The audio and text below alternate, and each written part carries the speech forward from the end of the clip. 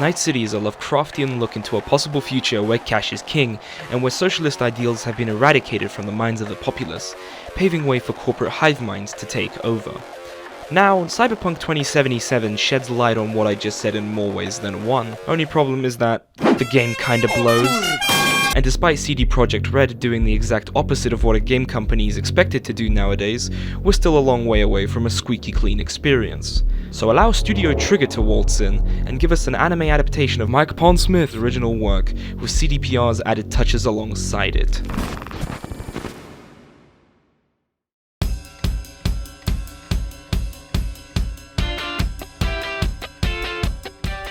Cyberpunk Edgerunners gives the viewer a look into Night City through the lens of David, a 17-year-old living in a world where equality is a joke you tell friends down at the bar. The first episode alone is a rush of matching emotions. Mundane, frustrated, heartbroken, they all fit together. They all show the viewer what life is like through the lens of someone who can't even afford to pay rent. Every day repeats itself like the last. Life now being nothing more than an existential shitshow of mundane events. With bills to pay in every direction, societal inequality leading to frustration from fellow students, all in a sea of heartbreak. That's life for the underprivileged in Night City. And when it all comes at him in the end, all crashing in like a torrent from the valleys of pain and suffering,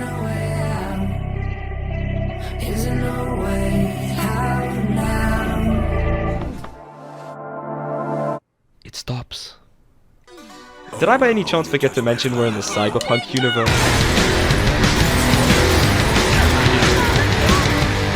Studio Trigger took one glance at Cyberpunk 2077 and went, yeah, we could probably polish this shit, and polish they did.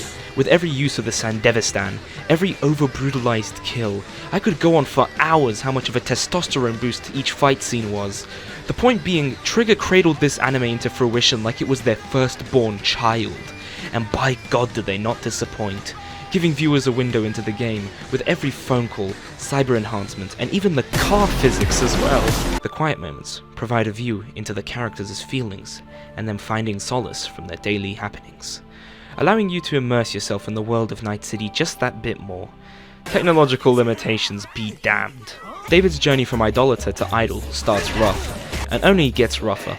Only after a few near misses with death does he begin to get lucky, meeting with a group of cyberpunks who are willing to give him a chance at redemption for yoinking their Sandevistan. Overall, this and other cybernetic upgrades all come at the price of losing one's psyche, which he's forced to experience firsthand through the loss of his teammates, and eventually himself, culminating in his final showdown against Adam Smasher, the series' infamous Arasaka Hyori, and ending the anime off with a bang.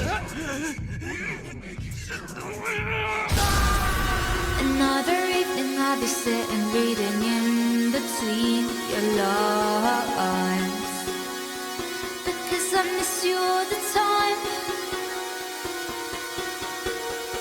So get away, another way to feel what you did on yourself to know and let yourself go.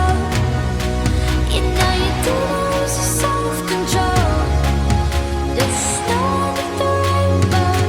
Turn away, another way to be where you did let yourself go. Let yourself go.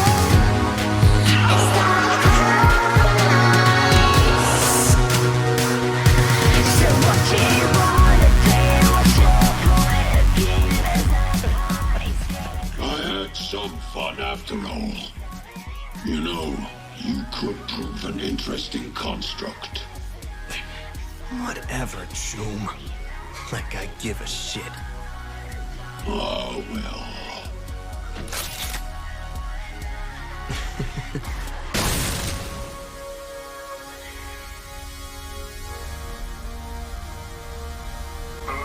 Having finished watching Edgerunners, I reached into my wallet and subsequently purchased Cyberpunk 2077.